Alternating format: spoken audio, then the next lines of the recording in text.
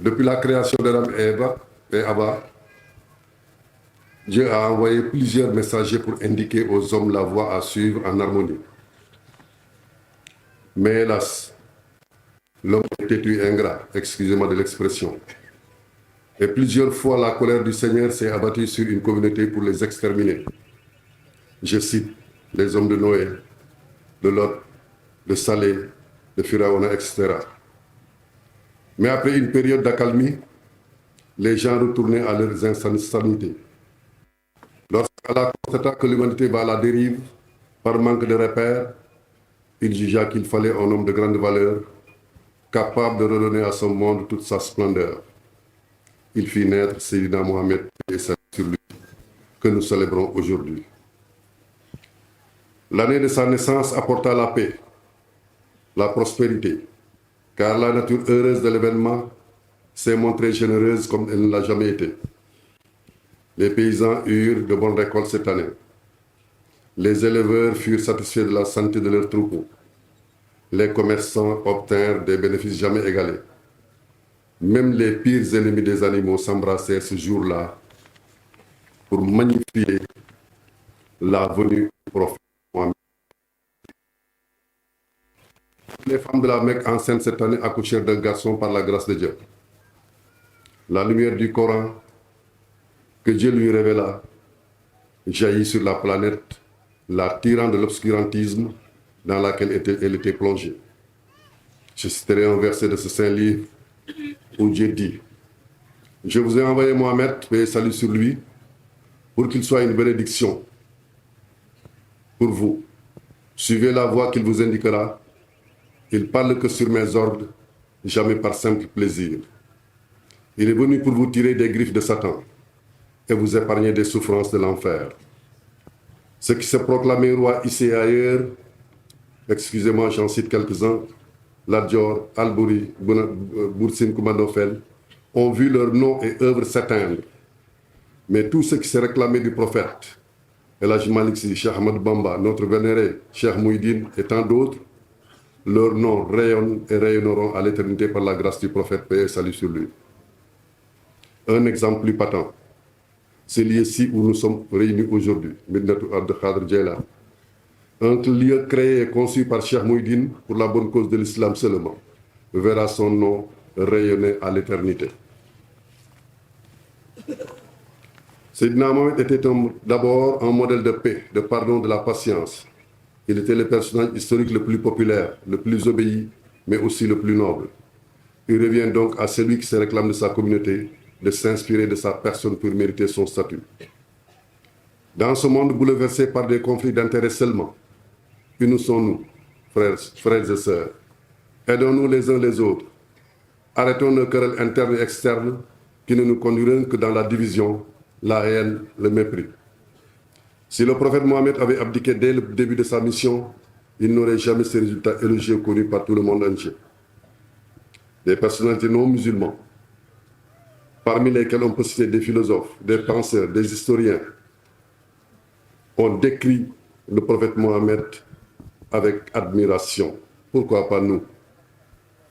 Suivons les pas de Cheikh Mouhidine, paix à son âme, un conquérant de l'islam, un vaillant combattant pour les causes de l'islam, un homme très social, un modérateur, un bâtisseur, un rassembleur, mais également, il était le père des orphelins, excusez-moi de l'expression, le mari également des veuves. Repose en paix. Je ne terminerai pas sans parler de Cheikh Ibrahim, l'héritier et talibé de son père. Mon fils, je sais que le chemin est long et parsemé d'embûches. mais j'en suis très persuadé que tu arriveras à les surmonter. Tu es en train de suivre les pas de ton frère, de ton père et marabout, Cheikh Mouhidine. Continue ainsi. Tu as le sens de l'écoute, de l'adoration, de la reconnaissance, du partage. Respectueux envers tout le monde. Le ton du discours est parfois dur, mais véridique. Et ce n'est pas surprenant, car c'est un legs. Autant de valeurs et d'atouts qui te feront atteindre les objectifs assignés. Le résultat est au bout de l'effort. Pour terminer, permettez-moi de venir de parler au nom du Daïra Barakatul Anan, dont je suis le modeste président. Et je dis merci à toute l'équipe. Merci à tous les Samba Samba, que Dieu guide vos pas. Merci au moment des Samba Samba, à qui je déroule un tapis rouge pour leur engagement et leur dévouement à la tâche sans tambour ni trompette.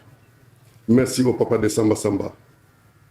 Merci également au vaillant coordinateur et l'infatigable la Jimbaï Faye. Que Dieu vous rétribue toutes vos bonnes actions au centuple.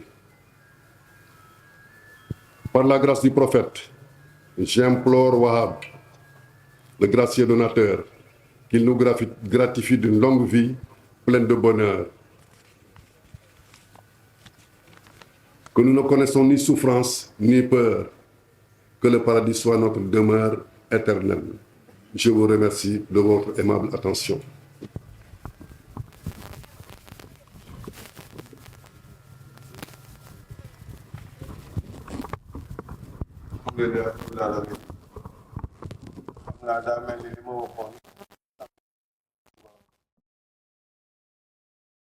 Alhamdulillah.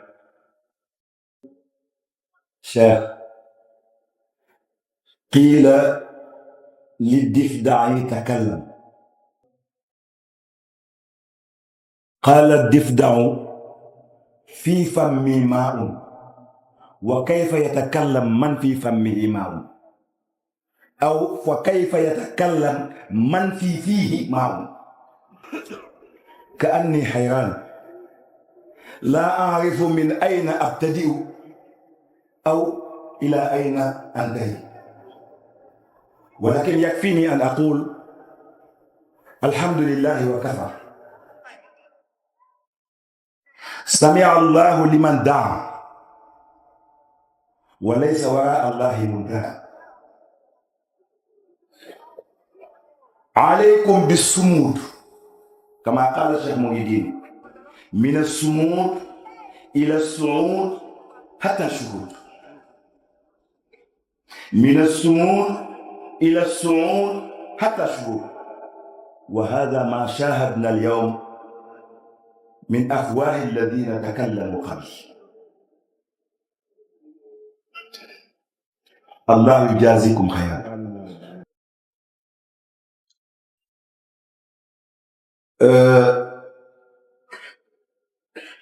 ألا أيها الليل الطويل ألا أنجلي بصبح وما الإصباح عنك بأمثلي. comme loolu rek lay wax. guddi gu métti gi ak a yàgg, waaye ba métti ba jeexee ba bànneex remplacé ko ñu ne yàlla bu bët setati. kon guddi gi jeex na ba pare wax ji dootul bari. Cerno nee na mu ngi ñaanal Cheikh yàlla na yegg fi ko sëñ bi di xaar, te incha allah dafa yegg. ndax kalaamul awliyaai lastu afhamu li annani ana wa hum hum. te yàlla am na ci jaam yi loo xam ne duñu wax seen bànneexi bakkan. te Cheikh Mouhidine kaana waahidan min haulaai jihad. te xamaloon nañu ne lépp sotti na sur le plan, waaye alhamdulillahi biñ fi bàyyee ci Cerno junju léegi. ci ay discours am li mu wax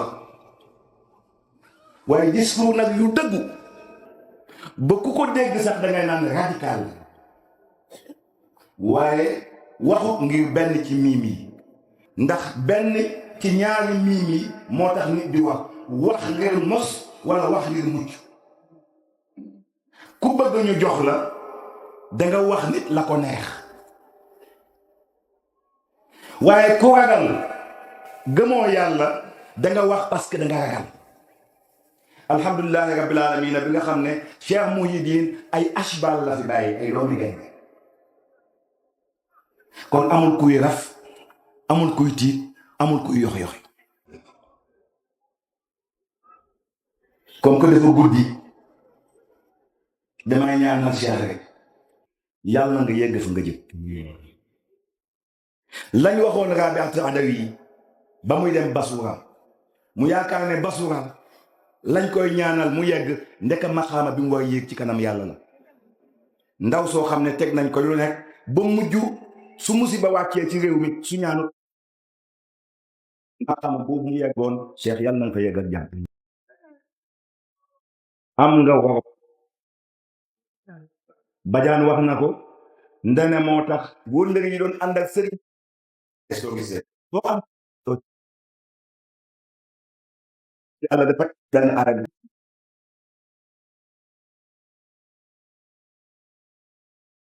tiital ak amina bi yàlla maye loolu waaye nag mu yëkkati baaraamam joxoñ ko yonent bi ne ko law kunta fazzan ghaliza al qalbi lan faddu min hawli Cheikh soo soxoro wala bon wala nga tàng xol wala nga tàng sax comme ko ànd di waxee fu dinañ foo gis rek moo la gënal sa bopp téenoo ko sa morom xañ ko sa bopp lii nag wiraasa la boo xam ne ñu ngi ko doon ne Cheikh mu ngi wax naa fi léegi ci conférence bi doon nekk ngoom ne yàlla moo ne képp ku dimbale mbokk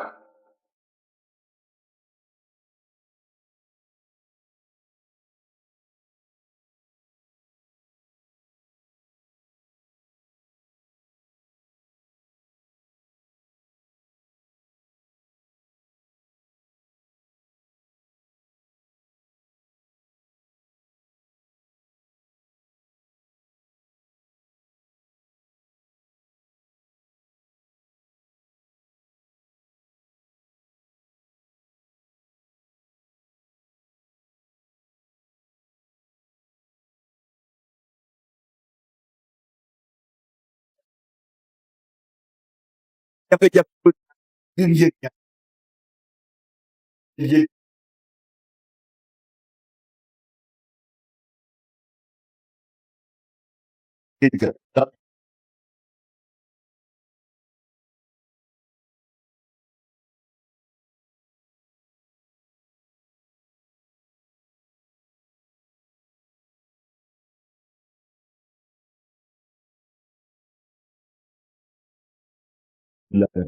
yàlla yàlla daal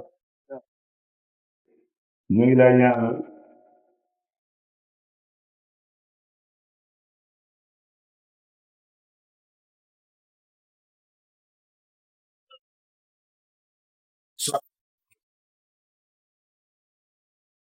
wallahi bés boo dajoon tey ak sëriñ su la fekkoon fii nga toog doo changé toogaay ndax yem nga fam na yem loo dox nga fam xool nga te lam na kon yàlla na bàkk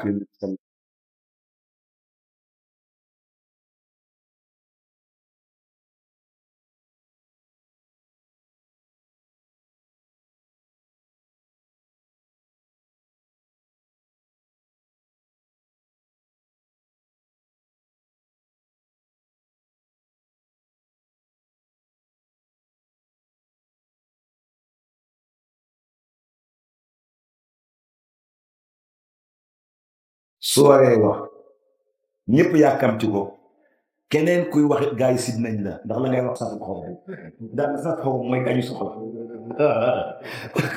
kon léegi ma bàyyi leen ngeen jot ki ngeen soxla incha allah comme que gars yi ñu ngi tooñ waaye nag ma sëriñ si doon moom 10 heures lañ ji ma sëriñ 10 heures lañ ji nekk ci tànt bi bu 7 heures yéen a xaw ma seen bos ay liggéey asalaamaaleykum wa rahmatullahi wa barakatuh.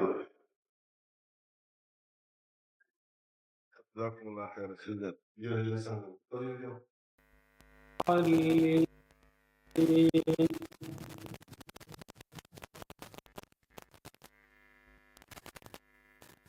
بسم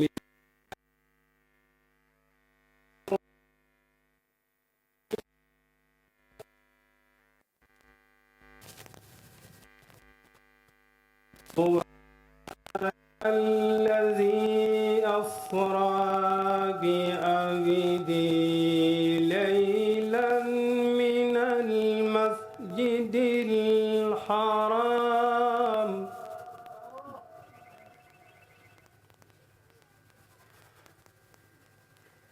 سبحان الذي أسرى بعبده ليلا من المسجد الحرام إلى المسجد الأقصى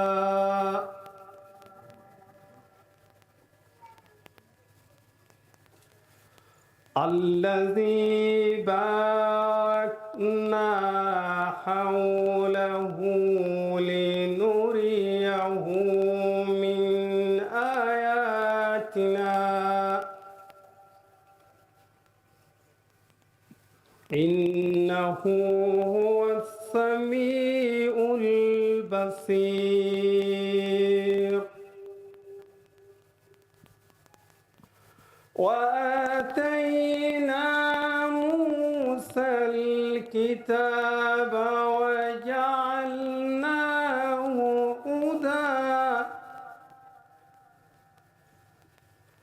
وجعلناه هدى لبني إسرائيل ألا تتخذوا من دوني وكيلا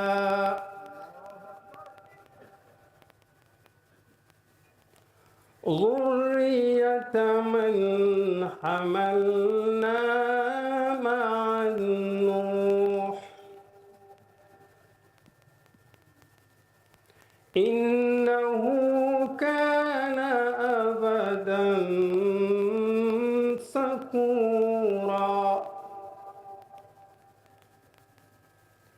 وقضينا إلى بني إسرائيل في الكتاب لتفسدن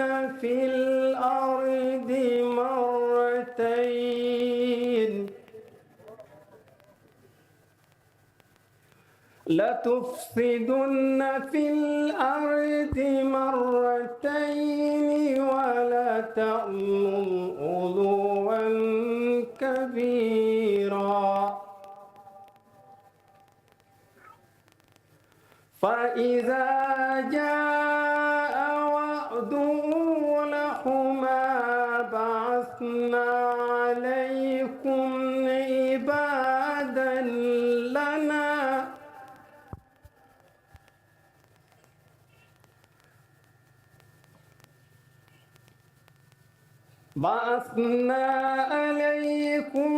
عبادا لنا أولي بأس شديد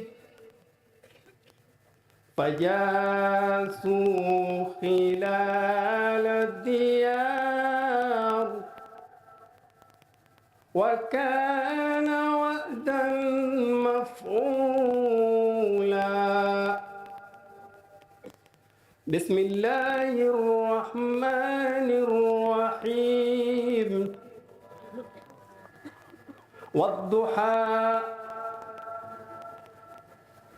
والضحى والليل إذا سجى ما ودعك ربك وما قلى وللآخرة خير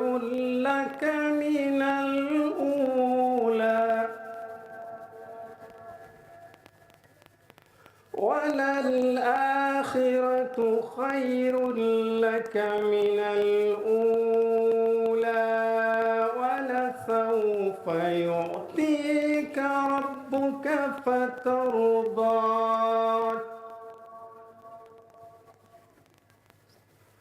ألم يجدك يتيما فآوى ووجدك ضالا فهدى ووجدك عائلا فأغنى فأما اليتيم فلا تقهر وأما السائل فلا تنهر وأما بنعمة ربك فحدث صدق الله العظيم.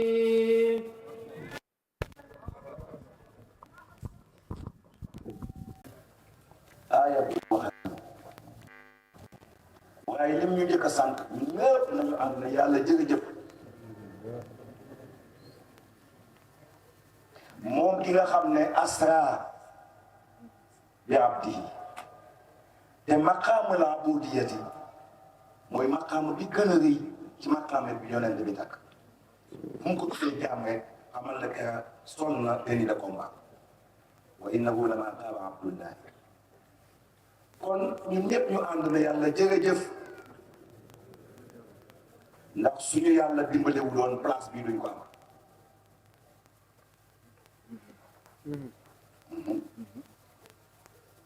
suñu yàlla dimbalewu doon